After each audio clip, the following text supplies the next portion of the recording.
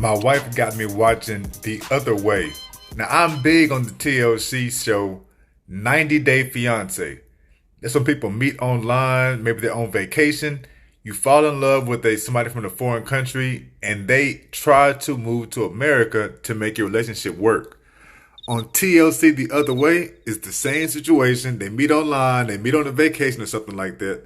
And these Americans are trying to go to other countries and make the relationship work. This shit is wild out. I love this damn show. You talk about drama on top of drama on top of drama. Dog, I got to the point where last year, 2020, I officially would watch 9 Day Fiance or The Other Way instead of watching a Sunday night football game. Nope. That's how much I like this shit. Let me run through the couples of this year so y'all can see what I'm talking about. Drama.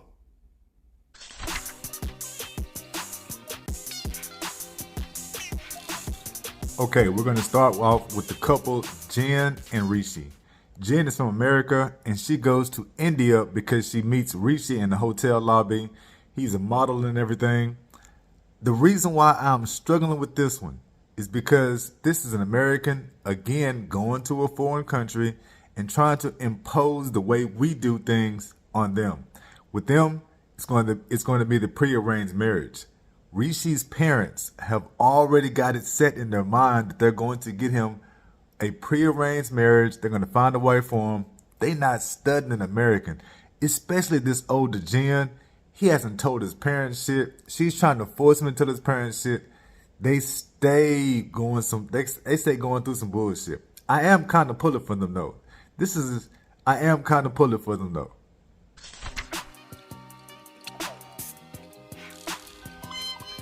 The second couple, and I can't stand this couple, is Nicole and Mahmoud. Look, man, Nicole is from America, and she wants to go to Egypt, and I mean, completely dismantle the way this man does things, the way the lifestyle is over there. She doesn't like covering herself up, which makes perfect sense because in America, she does her own modeling and she does her own clothing line and she dresses a special kind of way. In Egypt, they not trying to hear that bullshit. And they stay arguing. I mean, big time arguing and beefing over her dress code because Mahmoud is under pressure. My boy doesn't want to have a wife that doesn't go by the rules. Like over there, you can fuck around and get killed. You can get killed in Egypt for not dressing the right way. So he has a true concern and worry for her. But look, man, this couple I have said since they started out, they ain't gonna make it. These motherfuckers ain't gonna make it. No way. She needs to get back to America as soon as possible.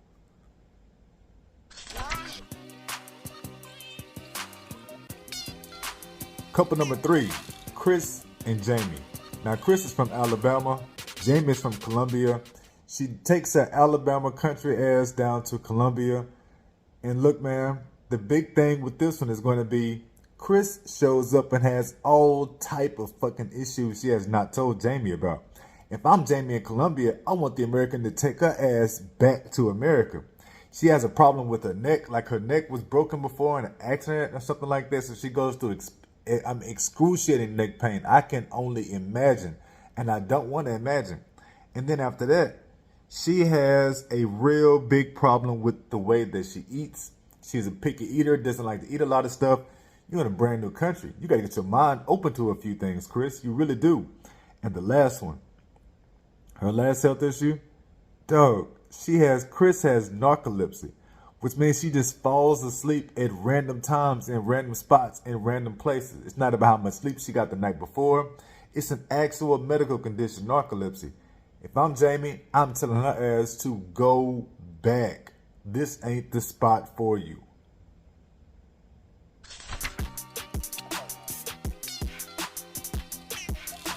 Couple number 4. Ooh, Debbie and Osama. Debbie is the American. She ends up moving to Morocco. She is 43 years younger than Osama. Oops. I'll say it again. My bad. She's 43 years older. Years older. Not 43 years old. 43 years older. And he's like 24. So that means she's damn near 70. And they connected because Osama loves her spirit. He loves the way she makes him feel. Like they look kind of cute. I mean, whatever, man. They look like they can make it, but hell no. How do you take your damn near 70-year-old ass to Morocco and think you're gonna live and do this farm life and do this shit that he does? It is not going to work. She's another one of the couple that I thought, why the hell is she going there? Her son is a police officer in America. Girl, you know he is dead set against it. He has been on camera several times. I don't want my mama to go. I don't know this dude. I don't trust this dude. I totally get it. I would not want my mother to go either.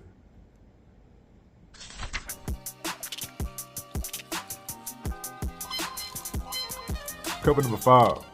Probably my favorite couple of the year. Now I'm not really in love with any of the 6 couples on this season number 4, but couple number 5 is probably my favorite, and that's because of Gabriel. Gabriel is a trans. He is converted from woman to man.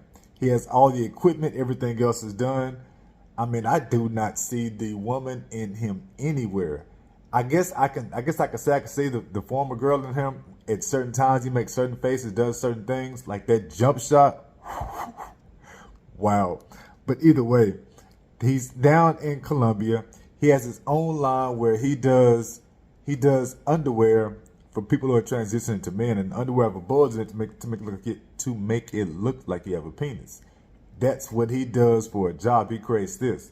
He goes down to Colombia trying to find some new investors, trying to find some new people to produce things for him, trying to get supplies and whatnot. And he meets up with Isabel. Boom, they connect. Isabel has kids. The kids get along with Gabriel. The kids know Gabriel used to be a girl. They're not tripping at all because the communication, everything with them just seems to be so damn good. Except it's Colombia, man. This is another one of the spots where parents have a huge influence on their kids' lives. And Isabel's parents are super duper religious.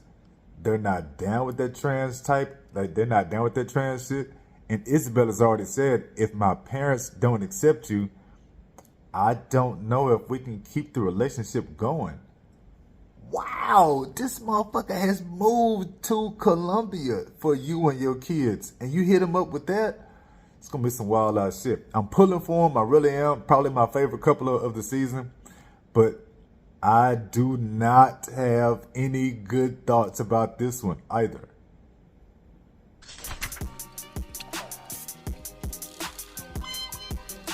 The last couple in this shit show of a season, and I really am serious, it's a shit show of a season. I don't think any of the 6 couples are going to make it. But the last one is Danielle and Johan. Danielle is a New York teacher. She's older than Johan. She met him on a vacation, fell in love with the cat. Dog, I swear this dude looks like he's about 3 feet taller than her. I mean, he looks like Johan looks a solid 3 feet taller than her. And she stays on his ass for saying he acts young and he lies and he makes mistakes. She gets on him all the time for lies. I mean, little bitty shit. Meanwhile, the entire time they have been dating and doing this online chit chat and building plans, this man, Johan, and his family think he is going to New York to make this thing happen. He, of course, thinks that Danielle is like rich or something, and she ain't. She is a public school teacher. Y'all know we are not rich at all. But either way, the cat thinks he is moving to America, and when she comes back to Dominican Republic to see him, to visit and everything, she breaks the news to him. No, I never applied for your visa. You're not going to America. I'm going to move to Dominican Republic and be with you.